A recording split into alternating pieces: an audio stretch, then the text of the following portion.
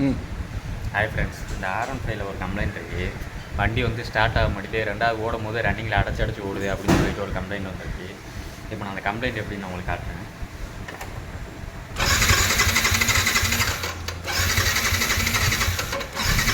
இப்போ பார்த்தீங்கன்னா வண்டி ஸ்டார்ட் ஆகலை. இது வந்து ரொம்ப பேருக்கு ஒரு கம்ப்ளைண்ட் இருக்கும். இப்போது அந்த பவர் காயில் இருக்குல்ல, பவர் காயில் பாருங்கள்.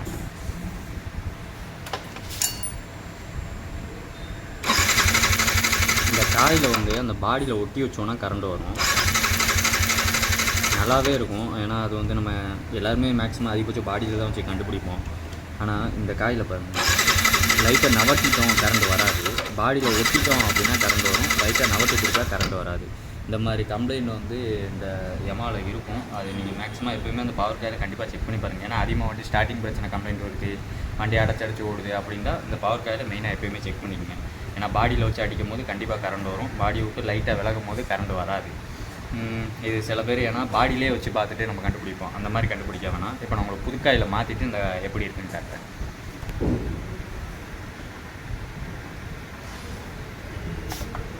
பார்த்தீங்கன்னா புதுக்காயில் மாற்றியாச்சு. இதோட கரண்டை கட்டுறேன்.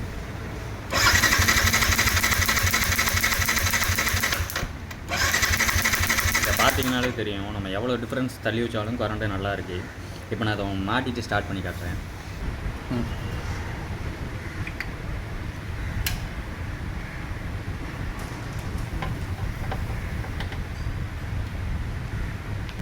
பார்த்தீங்கன்னா புதுக்காயில் நம்ம மாட்டியாச்சு. இப்போ உங்களுக்கு ஸ்டார்ட் பண்ணி காட்டுறேன்.